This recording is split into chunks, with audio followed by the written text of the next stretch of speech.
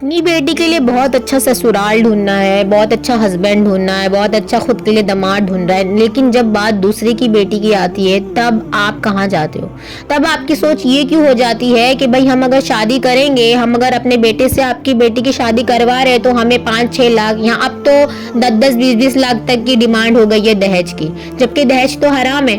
ایک باپ بچپن سے لے کے بڑی ہونے تک ایک بیٹی کو سنبھالے، اس کو پالے پوسے، اس کے بعد آپ کو سونپ دے نکاح کروا کر، اور اس کے ساتھ وہ آپ کو اس کا دہیج بھی دے، یعنی آپ بیٹی ان سے کیا کر رہے ہو؟ خرید رہے ہو۔ آپ اپنے گھر میں اپنے بیٹے کی وائف لا رہے ہو یا ایک غلام چاہیے آپ کو؟ ایک کہتے نا کہ ایک ATM مشین کہ جب بھی منہ کھولو جا کے وہ اپنے مائکے سے پیسے لے کر آئے اور آپ کے منہ میں بھرے۔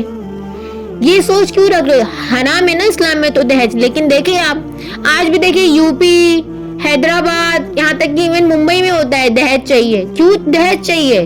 باپ اپنی بیٹی دے رہا ہے، اپنا ایک ٹکڑا دے رہا ہے زندگی کا، اپنے جسم کا ایک حصہ، وہ کم ہے کیا آپ کے لیے؟ اپنی زندگی بھر کی کمائی جو اس کی بیٹی ہے وہ آپ کو دے رہا ہے، کیا وہ کم ہے آپ کے لیے؟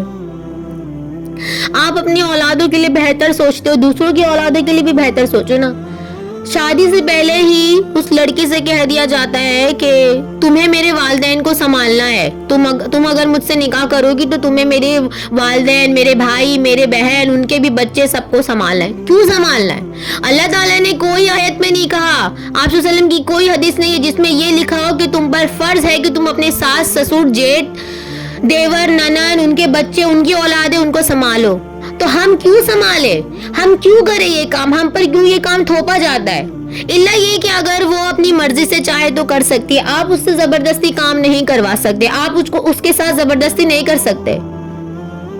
آپ تک حق پہنچاؤ تو آپ سیدھا جواب دے دے تو نہیں، یہ تو ہے ہی نہیں، یہ تم نیا لا رہے ہو۔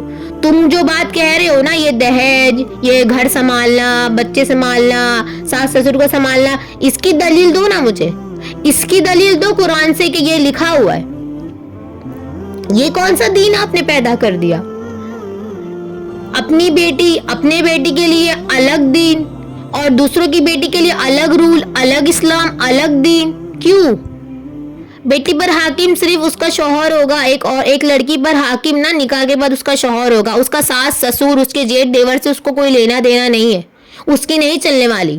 جب فیصلہ اگر کسی چیز کا کرنا ہوگا تو وہ ہسبینڈ وائف کریں گے، ان کی نکاح کا، ان کا فیصلہ ان کے دیور، جیٹھ، ساس، سسر یہ سب نہیں کریں گے۔ ہاں یہ کہ والدین کی پرمیشن ہونی چاہیے، والدین کی دعائیں ہونی چاہیے، یہ ساری چیزیں ہونی چاہیے۔ ایک آپ کو اگر کوئی دقت ہے تو آپ اپنے بیٹے سے کہہ سکتے ہو، آپ کو اپنی بہو کو ٹارچر کرنے کا، اس کا دل دکھانے کا، اس کو بولنے کا کوئی رائٹ نہیں ہے۔ اور سیم تھنگ بہوؤں کے لیے کہ اس کو بھی اپنے ساس سسر یا جو رشتہ دار ہے الگ، ننند، دیور، جیٹھ جو بھی ہے، ان کا دل دکھانے کا کوئی رائٹ نہیں ہے، الا یہ کہ وہ حق بات بتائے، کیونکہ حق آج کل لوگوں کو کڑوا ہی لگتا ہے۔ آپ حق بتاؤ گے، آپ سچ بات بولو گے، سامنے والے کا منہ سڑ جائے گا، اسی لیے کیونکہ آپ صحیح بول رہے ہو اور اس کو پتا ہے کہ وہ غلط ہے، لیکن پروف کیا کرنا ہے؟ نہیں، ہم صحیح اور تم غلط۔